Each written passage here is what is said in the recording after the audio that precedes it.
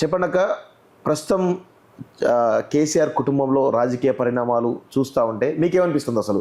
ముఖ్యంగా అమెరికా పర్యటనలో కవిత మళ్ళీ అమెరికా నుంచి వచ్చిన తర్వాత కేటీఆర్ వెళ్ళే అవకాశం కనబడతా ఉంది. ఈ కోణంలో కేటీఆర్, హరీష్ రావు ఇద్దరు వరుసగా నిన్న మొన్న 2 రోజుల పాటు గంటల పాటు భేటీ అవుతున్న విషయం చాలా పెద్ద ఎత్తున చర్చ జరుగుతోంది.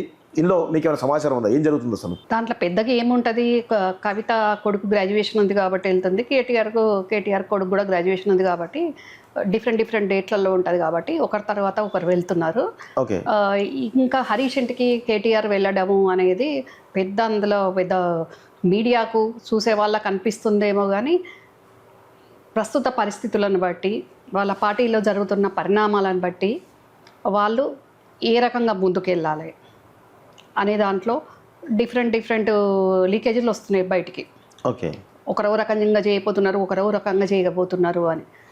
సో దాంట్లో భాగంగా ముందు పార్టీని కాపాడుకోవాలి, నువ్వు నేను అనే దాంట్లో కాకుండా ఫస్ట్ సమిష్టిగానైతే బయటికి వెళ్దాము, అన్నిటి మీద పోరాటం చేద్దాము అనే దాంట్లో వాళ్ళిద్దరు కూర్చొని డిస్కషన్ చేసుకోవడం జరిగింది. మొన్న ఒక సందర్భంగా కూడా హరీష్ రావు చెప్పిండు కదా, కేటీఆర్ నాయకత్వంలో కూడా నేను పనిచేస్తా అని. సో మరి కేటీఆర్ చిన్నవాడు కాబట్టి, హరీష్ పెద్దవాడు కాబట్టి, మరి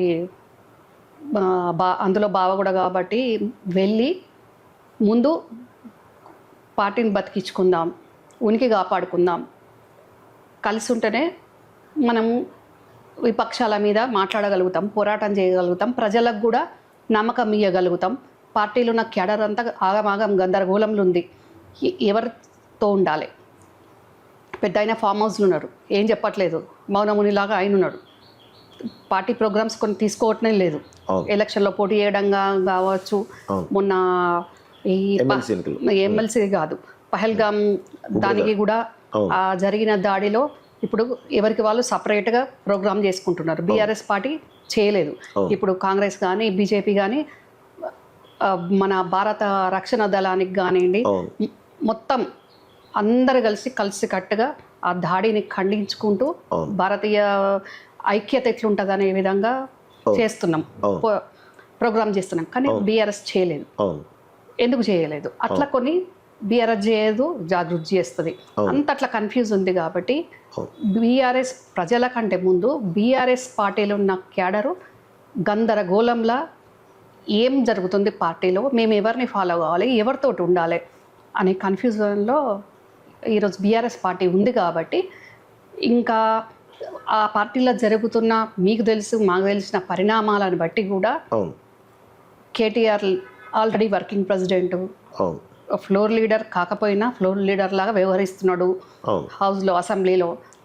సో అందుకోసమని ఇంకా కేటీఆర్ దగ్గరికి వెళ్ళి మనిద్దరం అయితే ఫస్ట్ నమ్మకం కలిగించాలి, ప్రజల కంటే ముందు పార్టీకి నమ్మకం కలిగించాలి, తర్వాత ప్రజలు, తర్వాత విపక్షాల మీద మనం ప్రభుత్వం మీద పోరాటం చేద్దాము అనే దాంట్లో వెళ్ళి మాట్లాడుకున్నాం. అంటే కేటీఆర్ హరీష్ రావు భేటీ వెనకాల ఇటు కవిత టార్గెట్ చేయడం అనే అంశం ఏమైనా కనబడుతుందా? ఎందుకు కవిత కూడా ఇన్వాల్వ్ కావచ్చు కదా, ఎందుకు ఇన్వాల్వ్ కాలేకపోయింది? అదే ఇందాక మీకు చెప్పాను కదా, ఇప్పుడు గతంలో బీఆర్ఎస్ పార్టీ ఓన్లీ కేసీఆర్ కన్సల్లలో కేసీఆర్ చెప్పిన ప్రోగ్రామ్ను పార్టీ అంతా ఫాలో అవుతుండే. ఇప్పుడు ఆ పరిస్థితి లేదు. ఆయన ప్రోగ్రామ్ చెప్పట్లేదు, ఆయన పార్టీ అధినేత, ప్రతిపక్ష నేత. మరి ప్రతిపక్ష నేత రోల్ మనం చూస్తున్నాము, పార్టీ అధినేత ఫామ్ హౌస్ వరకు పరిమితమైనరు. మరి ఇంకా ఈ ఎవరికి వాళ్ళు ఆధిపత్య ధోరణి, వాళ్ళ ఉనికి చాటుకోవడానికి ఐక్యంగా పనిచేయడం లేదు ఇక్కడ బీఆర్ఎస్ పార్టీకి. ఎవరికి వాళ్ళు సొంత ఎజెండాతోటి, ముఖ్యంగా ఎవరికి వాళ్ళు అంటే హరీష్ కేటీఆర్ పార్టీ లైన్లోనే ఉన్నారు, కవిత మటుకు తనకు తను సొంతంగా చేసుకుంటున్నది. కానీ ఆ సొంతంగా చేసుకునేదాన్ని ఎందుకు సొంతంగా చేసుకుంటున్నావు, పార్టీ లైన్లో చేయాలి అని పెద్ద ఆయన చెప్పలేకపోతున్నాడు.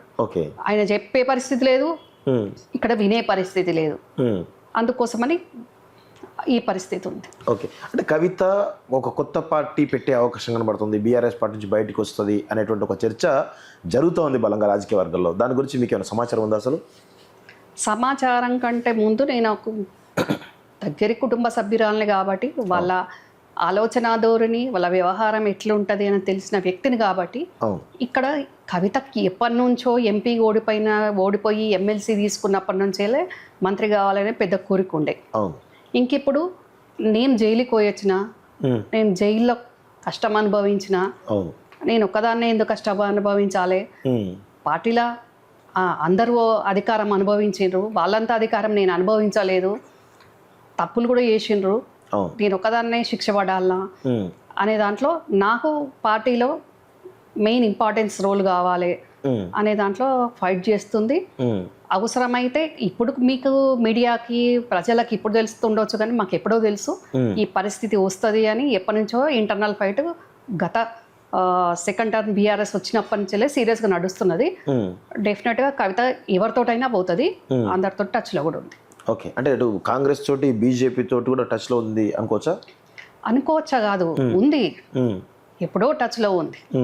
విదేశాల్లో ఉన్నత విద్యను చదువుకోవాలని అనుకుంటున్నారా? అయితే వెంటనే ఫ్లైగ్రాడ్ ఓవర్సీస్ ఎడ్యుకేషన్ కన్సల్టెన్సీని సంప్రదించండి. మీ విదేశీ కలలను సాకారం చేసుకోండి. ఫ్లైగ్రాడ్